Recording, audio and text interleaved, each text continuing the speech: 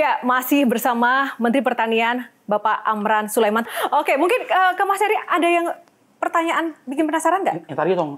Apa? Bapak itu orangnya Prabowo atau Pak Jokowi? Oh, belum terjawab. Belum terjawab, Pak. Itu. Karena jawabannya ringan banget, dua-duanya. Tadi katanya masa lalu udah nggak penting lagi, Pak. Yang tidak penting, yang penting aku ingat sampai sekarang, masa lalu. Apa? Aku jatuh cinta ditolak. Itu kan penting bagiku. Oh. Itu karena dia berkontribusi pada hidupku sampai memotivasi saya sampai duduk di tempat sini. Itu yang nolak nyesel nggak, Pak? Oh iya, aku sudah ketemu dan aku beritahu 20 tahun yang lalu. Pada saatnya kamu menyesal. Aduh, Bapak ini kan banyak gebrakan tadi, bersih-bersih, copot orang, atau apapun lah gitu kan, menyisir, sidak. Sehingga Bapak itu dijuluki Mr. Clean. Se-clean apa sih, Pak? Saya tidak sempurna. Jadi memang selalu orang mengatakan Mr. Clean, tapi saya tidak. Tetapi di Kementerian Pertanian kami tidak ada kompromi siapapun, termasuk pernah keluarga saya pecat di sini. Jadi meritokrasi, siapa yang melanggar harus ditindak. Nggak boleh mengatakan maaf, ini baru-baru ada anak angkat pejabat besar. Siapa, Ini, Pak? Yang jelas gini, sudah tersangka, silakan cari sendiri. Oh, pejabat pemerintahan, aparat, apa, Pak? Dia setingkat eselon 2 sudah tersangka sekarang. Oke, Dan dari kementerian. Oh, dari kementerian. Ya. Hubungannya dengan Bapak? Pegawai saya di sini, kementerian, kemudian tanda petik ya, kerjasama dengan mafia. Mafianya kami kirim ke kepolisian, sudah ada tersangka 2, kemudian mereka sudah tersangka juga. Pak, mungkin publik bertanya-tanya begini, berkali-kali pejabat kementerian, termasuk Pak Amran, bilang ada mafia. Gitu. Termasuk di periode pertama Pak Amran juga begitu. Tadi Bapak menjelaskan ada sekian banyak yang sudah jadi tersangka di penjara dan seterusnya. Tapi kok nggak selesai-selesai sih, Pak? Gitu. Sudah selesai. Maksudnya tetap ada. Betul. Gini, itu kejahatan tidak akan pernah habis sampai kiamat. Nah, untuk memitigasi kita harus tegas. Kita harus hitam putih. Tidak boleh ada pertimbangan lain, pertimbangan politik dan seterusnya. Tapi kita tegas saja. Publik itu bertanya gini, Pak. Mafia itu mana sih buktinya gitu ya? Mana sih? Lah, Pak Kodori sampaikan kan sudah tersangka. Yang dulu-dulu kan ada tuh. Mafia yang itu, PT Ibu. Mafia itu kan bayangannya, wah ini organisasi yang Sindikat. Gerombolan. Iya, Pak, pasti gitu. kan biasanya tidak semua kena kan, tergantung penegak hukum. Tapi sekarang saja kan minyak goreng kan ada 8 tersangka. Kami komunikasi dengan Pak Kapolri. Itu udah di level tertinggi atau ternyata masih ada big boss-nya lagi, Pak? Kami tidak tahu level tertinggi, yang penting sudah tersangka yang kemarin yang kami sidak. Tersangkanya ada vendor botol nggak tuh, Pak? Itu vendor botolnya bisa ditanyain lah. Orang seliter cuma 750 kan vendor botolnya tahu. Kalau isinya cuma 750 ya, Pak? Benar juga sih.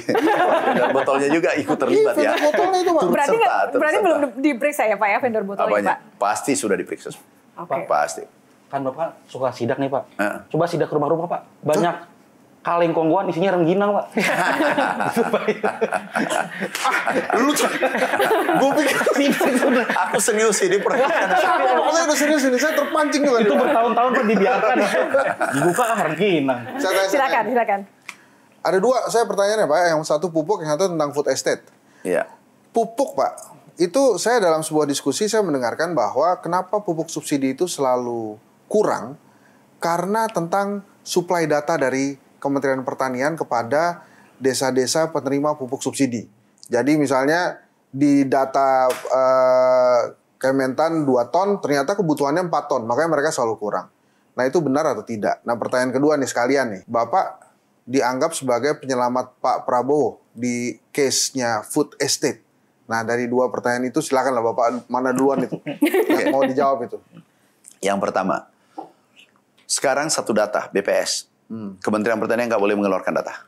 Oh, oke. Itu sekarang. Jadi kalau semua sebelumnya mengeluarkan, Pak ya? mengeluarkan dulu. Oke. Saya katakan daripada digunakan orang yang tidak bertanggung jawab, lebih baik satu data BPS independen. Jadi data selesai. Kemudian food estate yang kita bangun itu mutlak. Penduduk ini bertambah 3,5 juta orang per tahun. Pangannya dari mana? Kemudian lahan yang sudah ada 7 juta. Kalau ini tidak ditambah, ini bisa kita kekurangan pangan. Pak Hendy tahu sekarang apa yang terjadi di Malaysia? Mungkin sudah lihat antri dan beli beras Kemarin malam, Jepang, harga beras hampir 100.000 per kilo. Kira-kira kalau di Indonesia 20.000 aja pasti huru-hara. Filipina kekurangan beras. Sekarang nih.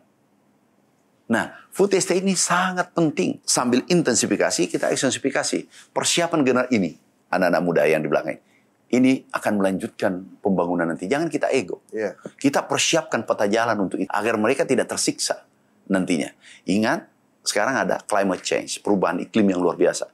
Krisis pangan dunia dan berdampak ke Asia, termasuk Indonesia. Ini kita harus jaga. Makanya Presiden perintahkan segera realisasikan ini. Nah, itu pertanyaannya begini Pak, ini terkait dengan spion tadi kan, kita sepakat spion itu untuk melihat ke belakang supaya kita bisa maju ke depan. Ya. Pak Prabowo ditugaskan oleh Pak Jokowi bikin food estate. Ya. Nggak jalan nih. Datang nih Amran Sulaiman. Ya. Jadi nih barang. Oh, penyelamatnya Pak Prabowo. Makanya kemudian Bapak dipercaya lagi menjadi Menteri Pertanian. Nah, itu benar nggak tuh cerita itu? Ini menarik sekali. Kami dipanggil, bisa bantu nggak jadi menteri? Iya Pak, siap. Terus gimana menjawab food estate yang Kalimantan kan? Ya. Pak harus dijawab dengan kerja. Nggak bisa narasi. Kami ini eksekutor. Kami ini praktisi. Harus kami jawab dengan hasil kerja. Singkat cerita kami panggil semua ahli. Ahli tanah, ahli tanaman yang dari Kalimantan. Kenapa nggak bisa tumbuh? Oh ini Pak susah air. Kenapa? Harap gini-gini. Ini Pak cahaya matahari dan seterusnya. Agroklimatnya penyesuaian dan seterusnya. Oke, sini. Jadi nggak bisa? Nggak. Oke, baik. Aku ini baru dilantik 1 hari. Saya ingin 41 hari berhasil. Oh anu susah. Oke. Duduk sebelah sini. Yang tidak bisa. Yang bisa sebelah sini. Maksudnya Pak, kamu tidak layak memimpin. Nah, terus? Dia bilang, kalau begitu aku sanggup. Karena dia sudah tahu karakterku. Meritokrasi. Nggak sanggup, minggir. Nakal, minggir. Ke lapangan, tanam, dan seterusnya. Saya katakan, bulan saja orang sudah tanami. Siap ditanami bulan. Apalagi bumi. Ayo kita beresin. 40 hari aku datang. Tumbuh jagung, lebih tinggi dari saya. Subur. Wamenhan datang penasaran. Diutus oleh Pak Menhan waktu itu, Pak Prabowo. Pak Menhan ke sana cek langsung. Aku ditanya, kok ini tumbuh, sana tidak tumbuh? Oh ya beda Pak perlakuannya. Apa? Ini ada ilmunya. Apa ilmunya? Rahasia Pak. Aku didesak. Gimana? Aku bisiki telinga direkturnya. Kalau ini tanaman mati, bersamaan mati karirmu di pertanian.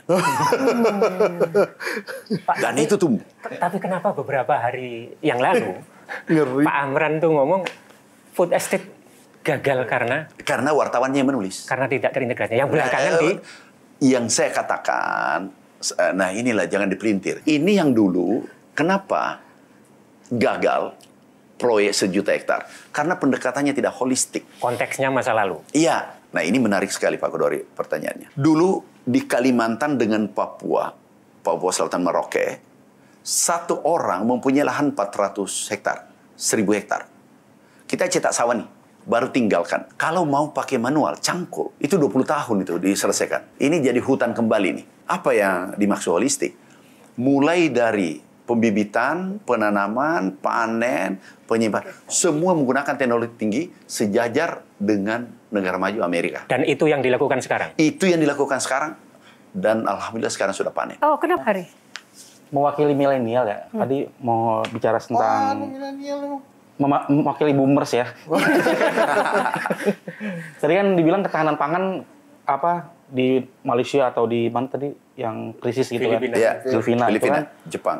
Kalau di Indonesia kan takutnya kan gara-gara milenial nih yang nggak mau turun ke sawah. Menarik nih. Ya itu kan petani sekarang tuh ya udah uzur-uzur lah, masih ngakul segala macam gitu kan. Kenapa nggak tertarik gitu? Atau mungkin nggak sih kalau gagal panen itu kan salah satu kendala juga tuh, takutnya gagal panen malas bertani gitu, mendingan yang dagang aja gitu. Itu ada nggak sih di pertanian itu kalau gagal panen itu dapat asuransi gitu Pak? Itu kami yang terapkan pertama asuransi. Tapi yang menarik pertanyaannya milenialnya. Milenial tidak akan turun ke sawah bertani kalau tidak menguntungkan dan tidak menggunakan teknologi tinggi. Betul. Karena nggak mau kotor, kesannya seperti itu ya. Nah, dan masih belum bergengsi menurut milenial. Sekarang kami transformasi pertanian tradisional menuju modern. Dan pakai drone, GPS. Makanya ketemu Traktornya Pak jalan Ganjar sendiri. ya, Pak, kemarin, Pak. Sekarang yang mendaftar tahu nggak? Milenial tahu mendaftar sekarang 27.000. Termasuk di Merauke, Kalimantan Tengah, Kalimantan Selatan, Sumatera Selatan. Langsung turun ke sawah. Turun ke lapangan 27. Bukan milenial buat konten doang masalahnya, Pak. Bukan. Dia bekerja sekarang, kami buka sekarang 1 juta hektar lebih. Dan mereka turun, perempuan yang operasikan traktor. 2 syarat untuk menurunkan milenial ke lapangan, ke pertanian. Karena ada 52 generasi Z dan milenial. Untuk menuju Indonesia emas, ini harus masuk. Kalau gagal menarik milenial, Indonesia emas sulit. Teknologi tinggi dan menguntungkan. Tahu pendapatannya? 20 juta. Saya target minimal 10 juta. Dia dapatkan 20 juta yang di Aceh. Di Merauke dia dapatkan 20 juta, 15 juta minimal per bulan bersih. Artinya dia di atas gaji menteri. Jadi kita ciptakan yang menarik. Tapi kalau pendapatannya 3 juta, pasti tidak mau. Lebih baik jadi pegawai. Kementerian Pertanian itu punya hak otoritatif ke Institut Pertanian Bogor nggak? Yang kemudian sekarang jadi institut fleksibel banget itu. Kan gara-gara itu tuh. Lulusan-lulusan IPB itu nggak ada yang mau jadi petani. Itu maksud saya Kementerian Pertanian tuh punya hak otoritatif nggak? Lulusan-lulusan IPB itu harus jadi petani ya, jangan masuk jadi karyawan bang. Mas Henry, Pak Henry nggak bisa. Milenial nggak bisa dipaksa. Tapi kita ciptakan di situ gula atau semut. Gula seperti semut. Mereka datang. 20 juta saja, Pak. Sebulan. Sebulan. Oke. Iya, bersih. Tertarik, Mas. Makanya ini Tertarik, Oke. Mas Hensat. Menurut Bapak, idealnya pendapatan para petani kita tradisional ya, tradisional itu idealnya itu berapa dan apakah sudah terpenuhi di tahun 2025 ini? Sekarang ini posisi NTP karena itu ukurannya itu kemarin terakhir 110. Dulu 98 untuk pangan. Dan tahu datanya. 110 itu artinya menguntungkan. Artinya sudah bisa disebut sejahtera atau belum petani kita? Dia sudah cukup. Yang penting jangan rugi. Kalau dulu 98. Kami pertama menteri sini. 98, 97, 98. Artinya merugi kan? Nah ini bergerak naik NTP 110. Tapi yang paling tinggi perkebunan. 150, 150. Nggak usah urusi saya. Allah sudah kasih rezeki, alhamdulillah. Saya kan dulu pengalaman miskin 36 tahun. Jadi kami ingin berbuat untuk Republik.